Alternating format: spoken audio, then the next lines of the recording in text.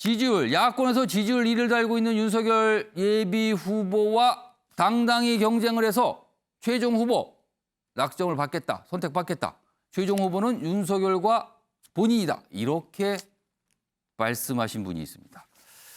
원희룡 제주지사 얼마 전에 출마 선언을 했죠. 그 자리에서 이 얘기했는데요. 영상으로 확인해 보겠습니다. 저는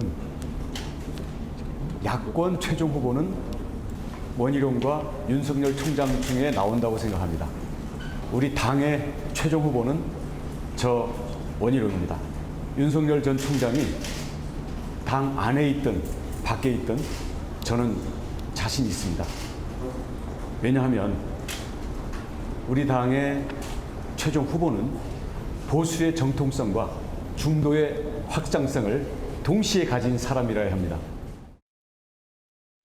자, 방금 화면으로 확인해봤습니다. 국민의힘 대선 주자입니다. 원희룡 제주지사 지금 전화로 연결돼 있습니다. 원 지사님 나와 계시죠? 안녕하세요. 네, 지금 영상으로도 소개해드렸는데 굉장히 의미심장한 말씀을 대선 출마 선언 때 하셨어요. 그 질문부터 좀 드리겠습니다.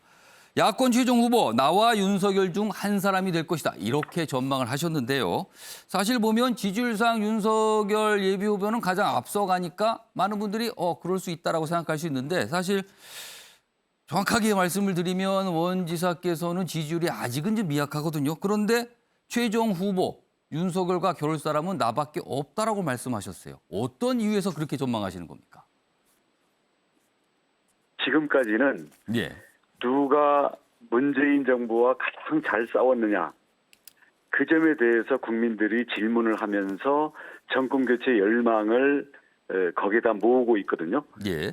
하지만 이제 경선이 본격적으로 시작돼서 찬바람이 불기 시작하면 예. 누가 문재인 정부보다 잘할 수 있느냐, 그러한 질문으로 옮겨가게 됩니다. 예. 그렇게 되면 국정 운영을 안정적으로 할 수 있는 경험과 능력, 그리고 정권을 교체했을 때 그게 과연 우리 야당의 승리냐, 이런 면에서 봤을 때는 예. 보수의 정통성과 중도의 확장성을 가지고 있는 원희룡 후보, 거기에다가 어떠한 네거티브 공세에 대해서도 당당하게 이겨낼 수 있는 후보에 대해서 예. 국민들이 진짜 가치와 경쟁력을 발견하는 그 때가 오리라고 믿습니다. 그러니까 아까 지금 약간 좀 찬바람이 불면 차가운 시절이 오게 되면 정말로 국민을 따뜻하게 뭔가 할 수 있는 후보가 돋보일 거다 이런 말씀으로 들리는데요. 자, 그렇습니다. 그렇다면은 국민의힘 내부에 다른 대선주자분들도 계시거든요. 예를 들면 홍준표, 유승민 그리고 최근에 입당하신 최재형 전 감사원장도 있는데 이 세 분들은 왜 최종 후보에 올리지 않으신 겁니까? 이 세 분은 좀 원 지사님과 어떻게 다르다고 보세요? 홍준표 후보는 예. 중도 확장성 면에서 말을 함부로 하는 이런 문제들이 좀 걸리죠. 그리고 유승민 후보는 예. 보수의 정통성 면에서 예. 탄핵 과정에서의 배신 프레임이 우리 당원들이 부담을 갖고 있죠. 예. 거기에다가 두 분은 4년 전에 이미 각자 야권 분열로 출마를 해서 실패한 분 아닙니까? 그러니까 그런 점에서 저는 5번 민주당과 선거에서 겨뤄서 한 번도 진 적이 없는 예. 필승 후보입니다. 예. 최재형 전 감사원장에 대해서는 어떻게 좀 평가하세요? 거기는 지금 막 정치를 시작하셨으니까 예. 지켜봐야 될 텐데요. 예. 우선 국정 운영의 경험과 비전이 과연 준비되어 있느냐라는 문제와 아울러 예.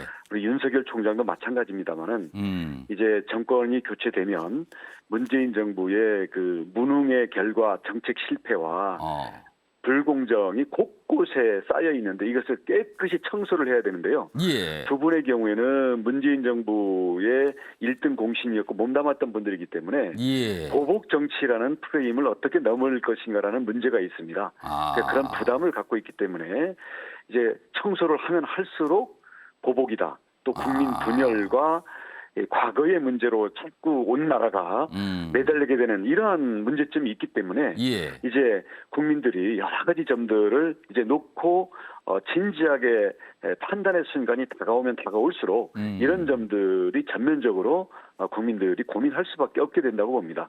그러니까 윤석열, 최재형 두 분은 보복 프레임에서 자유롭지 않다. 이런 문제가 있다는 지적이시네요, 지금요. 그렇습니다. 아, 원희룡은 예. 보복 정치라는 프레임에서 자유롭습니다. 그리고 누구보다도 예. 안정감 있고 저는 긍정적이고 통합적인 그러한 정치의 본령으로 생각하고 있는 사람이기 때문에 예. 그런 점에서 평가를 받을 시점이 온다고 봅니다. 지금 당내에서도 사실은 이 사안 두고 여러 가지 얘기가 있는데요. 아직 입당도 안 한 상태인데 윤석열 캠프 내에 국민의힘 인사들이 상당히 많이 지금 참여하고 있거든요. 그리고 어제 부산 모습도 보셨지만 국민의힘 의원들이 같이 동행을 하는 경우가 많이 있었어요. 혹시 이 모습 보고 좀 섭섭하진 않으세요? 윤석열 총장이 당 밖에 있든 안에 있든 저는 정권 교체를 위한 가장 큰 동지이지 예. 적은 아니라고 생각합니다.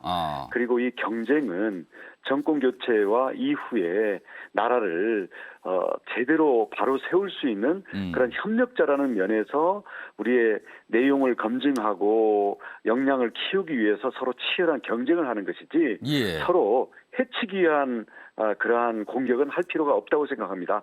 그것은 짧은 생각입니다. 그렇다면은 이 국민의힘 소속 인사들이 윤석열 캠프에 참여하는 문제를 놓고 일각에서 뭐 제명 얘기까지 거론하는데 이건 좀 지나치다고 보십니까, 그러면은? 그것은 이제 당무 차원에서 논의가 되는 건데요. 예. 제가 뭐 그런 점에 대해서 일일이 예. 이렇다 저렇다 할 필요는 없는 사안이라고 봅니다. 윤 전 총장과 관련된 기사 한 가지만 더 하고 이제 다른 주제 넘어가겠습니다. 사실 최근에 언론의 평가도 그렇고요, 뭐 정치권 평가도 그렇습니다. 윤석열 예비 후보의 대선 주자 지지율이 좀 하락세를 보이고 있다, 뭔가 좀 빠지고 있다 이런 평가 받고 있거든요. 그런데 그 빠지는 지지율이 왜 원희룡 이사께는 오롯이 가지 않는가? 이런 질문을 받으시면 뭐라고 답을 하시겠습니까? 그 지지를 어떤 후보에 한다는 것은 그동안의 이유와 과정이 있는 거거든요. 순간에 다른 후보로 옮겨가는 것은 매우 이례적인 것이고요.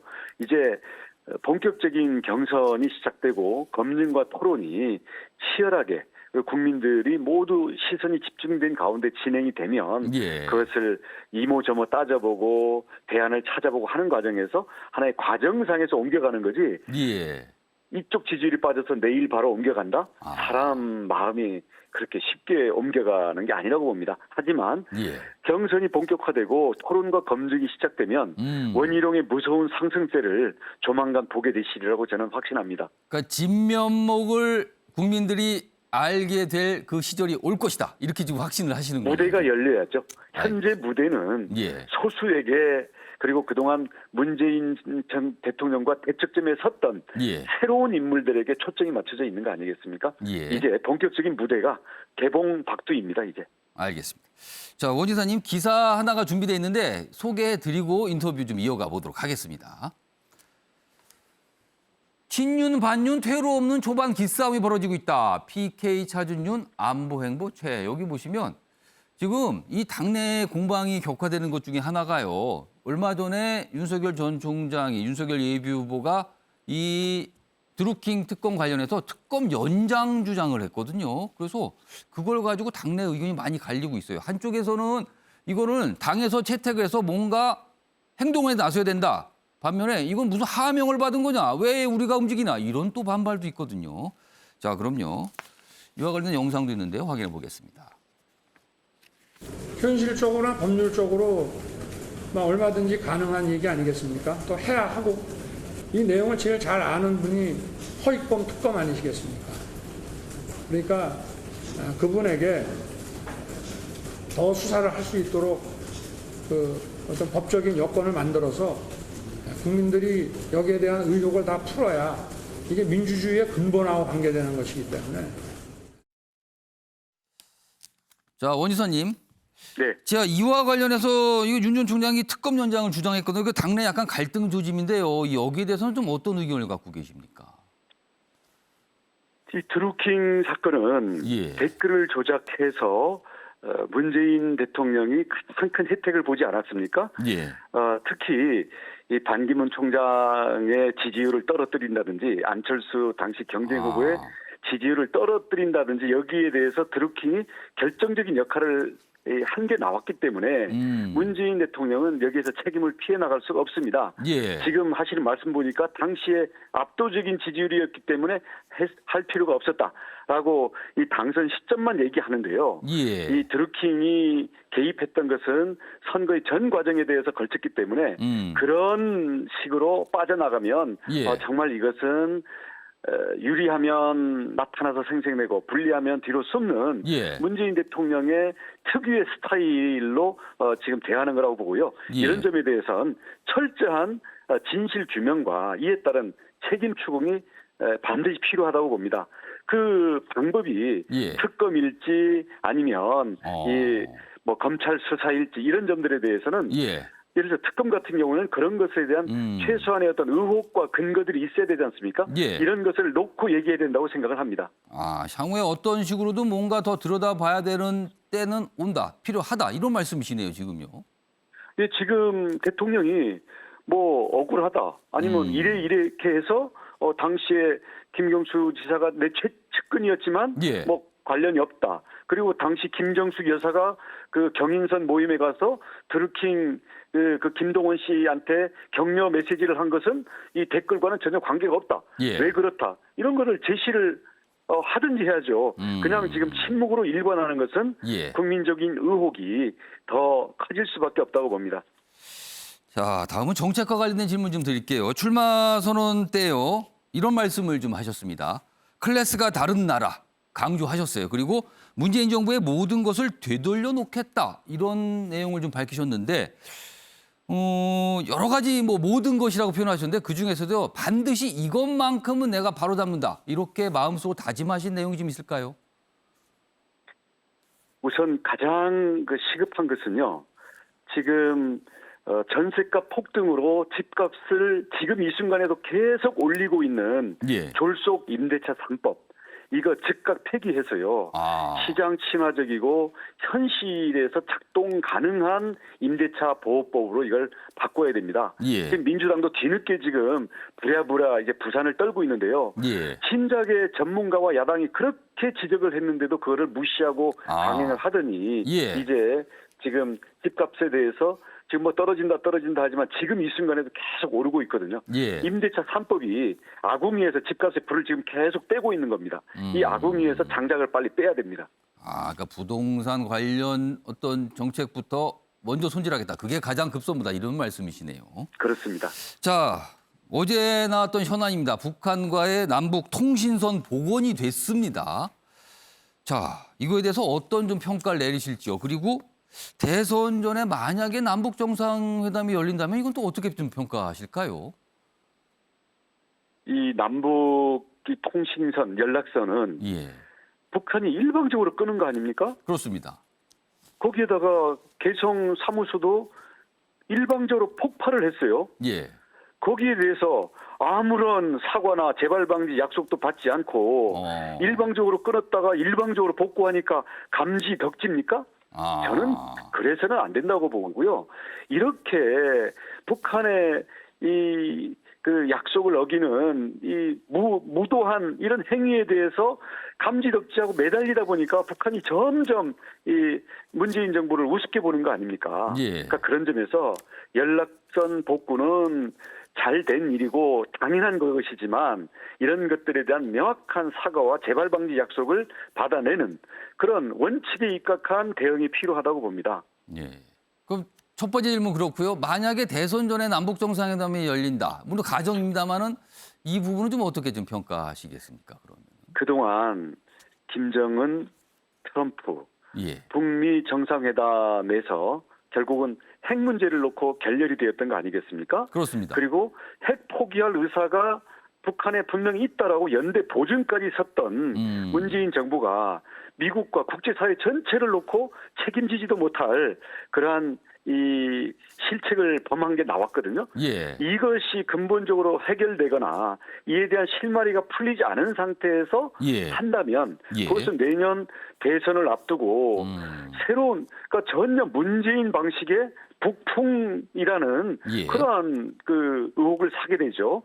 지금 북한 문제를 국내 정치에 이용하려고 하다 보니까 예. 외교 안보도 문제가 생기고 모든 것을 한미 관계, 한중 관계, 한일 관계도 모두 국내 정치에 이용하려다 보니까 지금 외교 안보가 이런 이 혼선을 빚고 실패를 하고 있는 그것이거든요. 예. 국내 정치에 이용된다라는 그런 의혹을 씻어낼 수 있고 예. 북핵 문제의 해결을 위한 예. 그 실마리가 마련되어 있다라는 그 전제가 없이는 국민적인 의혹과 저항에 부닥칠 거라고 생각합니다. 자, 마지막 질문을 드리겠습니다. 현역 도지사를 맡고 계신 분들 그리고 대선 주자이신 분들한테는 계속 나오는 질문이에요. 지사직을 사퇴를 언제 하실 건가? 뭐 이 질문 받으실 것 같은데 지금 사퇴 부분은 언제쯤으로 생각하고 계십니까? 저는 빠른 시일 내에 마무리를 하려고 합니다. 그 코로나 확진자가 급증한 사정도 있었지만 예. 행정부지사가 6월 말에 부임을 했거든요. 예. 그래서 업무 인수인계가 지금 한 달 정도 지내면서 기대 이상으로 업무 인수인계라든지 행정 지휘 능력을 굉장히 뛰어나게 보여주고 계시기 때문에 예. 조만간 정리해도 제 최소한의 소임은 다 할 수 있다고 생각합니다. 자, 오늘 말씀 여기까지 듣도록 하겠습니다. 지금까지 대선 도전에 나서고 계신 국민의힘 소속의 원희룡 제주지사였습니다. 감사합니다. 감사합니다.